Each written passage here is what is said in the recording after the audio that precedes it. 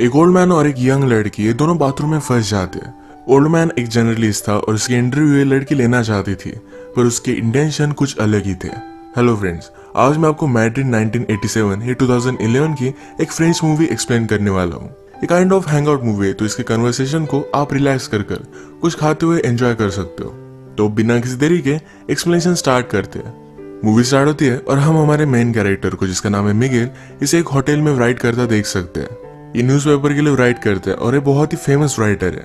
आज उसे मिलने के लिए एक लड़की आई जो हमारी और एक मेन कैरेक्टर है, इसका नाम है एंजेला। एंजेला आज मिगेल का इंटरव्यू लेना चाहती थी, वो भी अच्छे से राइट करना चाहती है, एक अच्छी जर्नलिस्ट बनना चाहती है। मिगेल एंजेला को कुछ ऑर्डर वगैरह करने के लिए कहता है। उसने बहुत पहले एक आदमी के बारे में आर्टिकल लिखा था, उसके बारे में वो बात कर रहा था। वो कहता है मैंने उसके बारे में आर्टिकल लिखा, पर इसके बाद ही उसकी डेथ हो गई थी, तो हमने वो पब्लिश नहीं किया। वो और उसका पब्लिशर बहुत ही क्लोज थे। एंजेला पूछती है कि ऑफिस में सबसे तुम क्लोज थे। मिगेल कहता है एक जगह पर अगर तुम 25 इयर्स तक काम करो तो सिर्फ एक दूसरे को मारना ही बाकी रहता है। मिगेल बहुत ही स्ट्रेट फॉरवर्ड, उसे जो चाहिए होता है इसके बारे में बोल देता है, इस टाइप का कैरेक्टर है।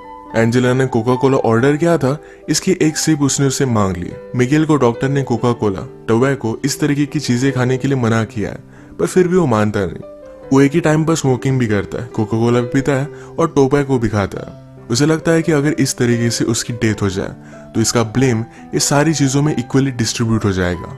एंजेला ने अपनी राइटिंग मिगेल को दिखाने के लिए लाई हुई थी, जो मिगेल को इतनी ज्यादा पसंद नहीं आती।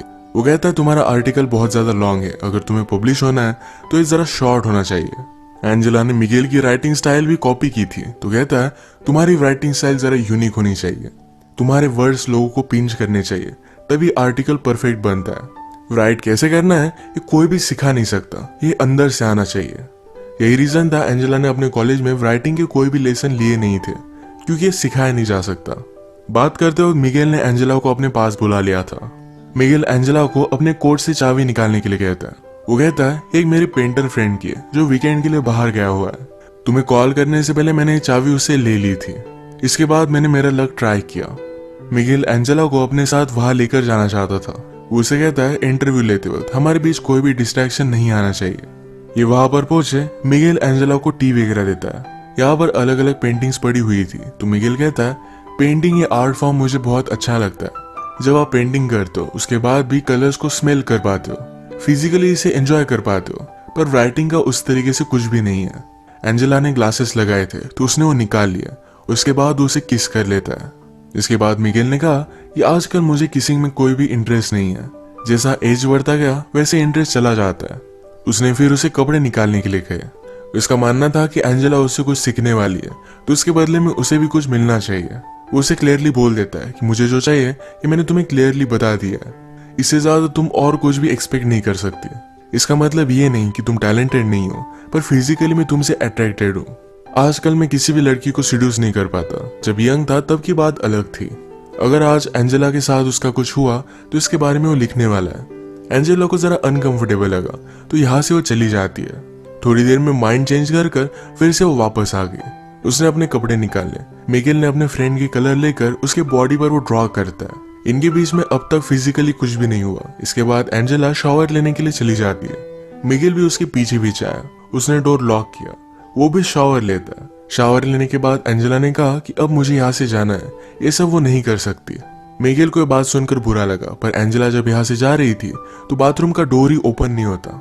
ये डोर खराब था, पर मिगेल का फ्रेंड उसे बताना भूल गया था।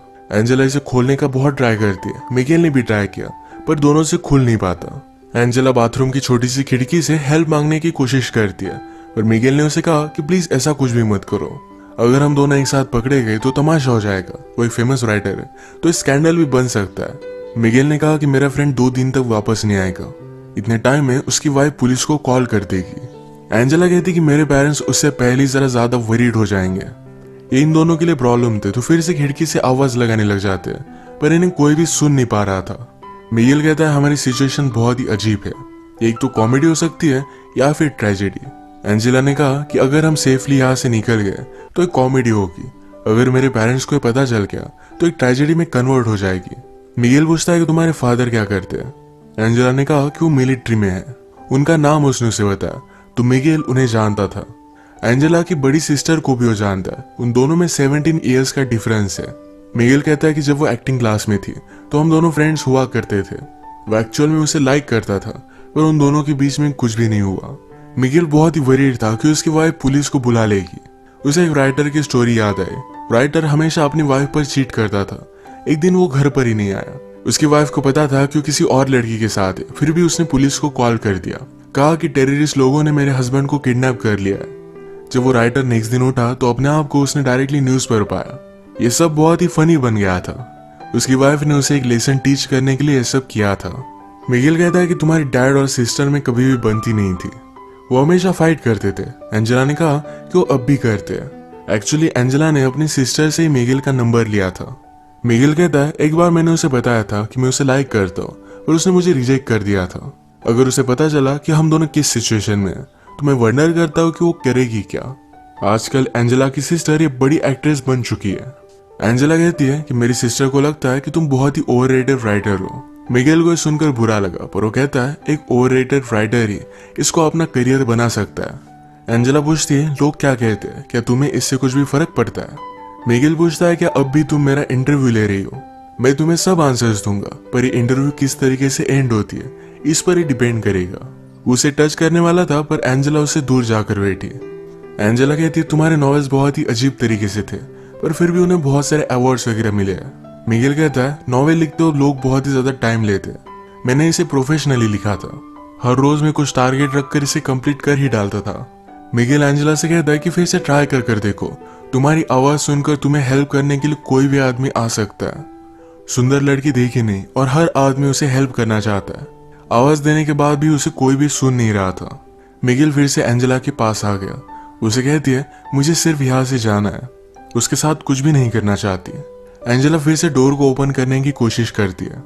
मिगेल कहता है कि जब आप यंग होते हो तो लगता है कि इस लाइफ में कुछ पॉइंट है, वो अपनी लाइफ कुछ अलग तरीके से जी लेंगे, पर बाद में पता चलता है कि लाइफ में बहुत सारी चीजें पॉइंटलेस थी, इसमें कोई भी मीनिंग नहीं था। हर एक की कोई ना कोई तो प्रायोरिटी होती है। मिगेल एंजेला से पूछता है कि आज सैटरडे है, अगर तुम घर पर होती तो क्या करती, क्या अपने फ्रेंड्स के साथ बाहर जाती। एंजेला को ये सब चीजें पसंद नहीं है। वो कहती है कि मैं बुक्स रीड करती। मिगेल को जो बुक्स पसंद है यही एंजेला ने भी पढ़ी हुई है, पर मिगेल कहता है हम दोनों के व्यूज इस पर बहुत ही अलग अलग होंगे, जैसे कि क्लासिकल म्यूजिक और एक रॉक बैंड में डिफरेंस होता है। मिगेल ने फिर यही टॉयलेट किया। वो कहता है प्यार के बारे में लोगों ने बहुत सारी चीजें लिखी है, और बाकी चीजों के बारे में कोई भी नहीं लिखता, ये लोगों को ज्यादा रेजोनेट करती है। अपने राइटिंग में इन चीजों का तुम्हें ध्यान रखना चाहिए। मिगेल अब फ्रस्ट्रेटेड हो रहा था। वो कहता है हम दोनों यहाँ है, हम दोनों में एक टेंशन है, अगर हम कुछ भी नहीं करते तो टेंशन बढ़ता जाएगा। सब कुछ हो जाने के बाद शायद हम एक दूसरे को डिजायर नहीं करेंगे, पर फिर भी अट्रैक्शन बहुत ही इंपॉर्टेंट है। मिगेल भी अब जल्दी से जल्दी यहाँ से निकलना चाहता था। उसे बुरा लगता है कि वो सोच क्या रहा था। वो एक ओल्ड मैन है, कोई भी यंग लड़की उसके साथ इंटीमेट नहीं हो सकती। वो कहता है कि मेरी वाइफ को मैं बहुत प्यार करता हूँ, पर फिर भी कभी कभी आपको आइसोलेशन की जरूरत होती है। हम दोनों यहाँ पर इस तरीके से एक साथ हैं, अगर हमारे बीच में कुछ भी नहीं हुआ पर फिर भी लोगों को लगेगा ये कुछ ना कुछ तो हुआ है। ये उसे एक ट्रेजेडी की तरह लगता है। एंजेला फिर उसके पास आ गई और ये दोनों इंटीमेट हो जाते हैं। इसके बाद एंजेला को थोड़ी सी भूख लगी थी। इस पर मिगेल कहता है मूवीज में मुझे लोगों को कुछ ना कुछ खाते देखना अच्छा लगता है। उसने अभी अभी एक एक्शन मूवी देखी थी जो बहुत ही फास्ट थी, पर अचानक से उसमें एक आदमी का खाना खाते हुए सीन आ गया। उसे लगता है कि उस सीन में एक पीस था, एक रियलिटी थी। वो बताता है कि राइटिंग भी इसी तरीके से होती है, जिस तरीके से जो भी फैक्ट्स है हमें उस तरीके से बताने चाहिए। जितना आप रियल लिखोगे उतना ही लोगों को अच्छा लगेगा। एंजेला अपनी राइटिंग से वर्ल्ड चेंज करना चाहती थी, पर मिगेल कहता है वैसा कुछ भी नहीं होता। तुम सिर्फ लोगों के लिए अच्छा लिखने का ट्राई कर सकते हो, बाकी कुछ भी तुम्हारे हाथ में नहीं। मिगेल के व्यूज से बहुत सारे निगेटिव होते हैं। वो एंजेला से हमेशा इस तरीके से बात कर रहा था कि वो उससे बहुत ही ज्यादा छोटी है। वो ऑलमोस्ट एंजेला को डांट रहा है, इस तरीके से उससे बात कर रहा था। एंजेला को इस पर गुस्सा आ गया। वो कहती मुझे सब लोग इसी तरीके से ट्रीट करते हैं, तुम सिर्फ बड़े हो, तुम्हें एक्सपीरियंस है, इसका मतलब ये नहीं कि तुम सही हो। तुम्हें क्या लगता है यहाँ पर मेरा आना ये तुमने चूज किया था? मैं भी तुम्हें चूज कर सकती हूँ। शायद मुझे भी कुछ ना कुछ डिफरेंट चाहिए था, इसीलिए मैं यहाँ पर आई। एंजेला का गुस्सा शांत होने के बाद मिगेल कहता है किसी को आवाज लगा कर देखो, पर फिर भी कोई भी सुन नहीं पा रहा था। एंजेला कहती है कि जब मैं छोटी थी तो इस तरीके से प्रिटेंड करती थी कि मैं एक सेलिब्रिटी हूँ, मेरा इंटरव्यू चल रहा है और आईने के सामने हमेशा ऐसे देखती रहती थी। मिगेल कहता है लोग अपने आप को जैसे है इस तरीके से एक्सेप्ट नहीं कर पाते, इसलिए कुछ ना कुछ ज्यादा पावरफुल बनने की कोशिश करते हैं। ये बात एंजेला ने भी रियलाइज की थी और इसके बाद उसने मिरर के सामने इस तरीके से प्रिटेंड करना छोड़ दिया। सब्जेक्ट को चेंज करने के लिए मिगेल कहता है क्या तुम्हें मूवी देखनी है? एंजेला पूछती कि हम कैसे देख सकते हैं। मिगेल ने फिर उसे स्टोरी बताना स्टार्ट किया। वो कहता है कि एक फैमिली थी, मदर, फादर और उनका एक बेटा था। एक दिन अचानक से बेटे ने अपने बेड से उठना बंद कर दिया। पहले तो पेरेंट्स को लगा था कि शायद स्कूल नहीं जाना चाहता, तो उसने साइकोलॉजिस्ट से उसकी बात करवाई, पर फिर भी बेटा मानने नहीं वाला था। साइकोलॉजिस्ट ने पेरेंट्स से कहा कि इस तरीके से आप प्रिटेंड कीजिए कि सब कुछ चीजें बहुत ही नॉर्मल है। बहुत दिन बीतते गए पर फिर भी वो अपने बेड से उठा ही नहीं। फादर और मदर ने फिर डिसाइड किया कि हम इसे लेकर कहीं वैकेशन पर जाएंगे। ये अलग अलग प्लेसेस पर घूमे। घूमते घूमते एक जगह पर मेला चल रहा था। इस मेले में अपने बेटे को बेड पर ही लेकर गए। वहां पर एक लड़की से उसने बात की। वो लड़की भी उसके प्यार में पड़ गई। उनका बेटा फिर भी बेड से उठा ही नहीं।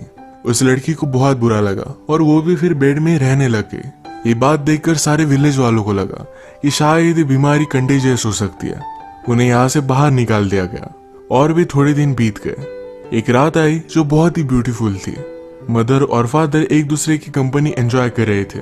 वो दोनों जंगल में गए और एक दूसरे के साथ इंटीमेट हो गए। जब वो वापस आए तो उनका बेटा बेड से उठकर कहीं चला गया था। उन दोनों ने अपने बेटे को ढूंढने की बहुत कोशिश की पर उन्हें वो कहीं भी नहीं मिला। एंजेला पूछती है क्या इस स्टोरी की एंडिंग सैड है? मुझे तुम्हें क्यों सुना रहे हो? मिगेल उसे बताता है कि मदर ने अपने बेटे को ढूंढने की बहुत कोशिश की थी, उसे मिला नहीं, पर इस बात से वो खुश थी। उसका बेटा इस तरीके से रह रहा था, इस बात से वो तंग आ चुकी थी। उसे जो फीलिंग्स आ रही थी इस वजह से उसे गिल्टी लग रहा था। स्टोरी की तरह ही हमने आज जो भी किया ये गलत था। हमें इसके बारे में गिल्टी तो लगेगा ही, पर ये अब हो चुका है। इसके बारे में ज्यादा सोचना सही नहीं। इसके बाद अगर हम फिर से कभी मिले तो तुम मुझे इग्नोर कर दोगी। तुम्हें गिल्टी तो लगेगा पर यही करना सही होगा। इसके बाद थोड़ी देर में मिगेल को किसी का आवाज आया। उस आदमी को बुलाकर कहता है कि प्लीज मेरे फ्रेंड को कॉल करो, मैं यहाँ पर फंस चुका हूँ। थोड़ी देर में मिगेल का फ्रेंड भी वहां पर पहुंच गया। जिस तरीके से मिगेल ने कहा था कि तुम मुझे अनदेखा कर कर यहाँ से चली जाओगी, उसी तरीके से एंजेला यहाँ से चली गई। जाने से पहले एंजेला ने उसे कहा कि सिर्फ एक इंसिडेंट था, इसी तरीके से मैं उसे ट्रीट करूंगी। मुझे इसके बारे में कोई भी बुरा नहीं लगेगा। ये सिर्फ उसके लिए एक एक्सपीरियंस था। इसी के साथ ये मूवी एंड हो जाती है। अगर हम इस तरीके की हैंग आउट मूवीज देखें तो इसमें सिर्फ कैरेक्टर को और भी ज्यादा जान लेना, उनके साथ कन्वर्सेशन एंजॉय करना, यही सिर्फ एक पॉइंट होता है। तो इसी टाइप की आज की हमारी मूवी थी। अगर आपको एक्सप्लेनेशन अच्छा लगा तो प्लीज इसे लाइक और कमेंट जरूर कर दीजिएगा। मैं बहुत सारी मूवीज लेकर आता रहता हूँ, तो प्लीज इस चैनल को सब्सक्राइब कर दीजिए और बेल नोटिफिकेशन आइकन दबाना मत भूलिएगा। हम फिर से मिलेंगे और एक नई मूवी के साथ। तब तक के लिए थैंक यू।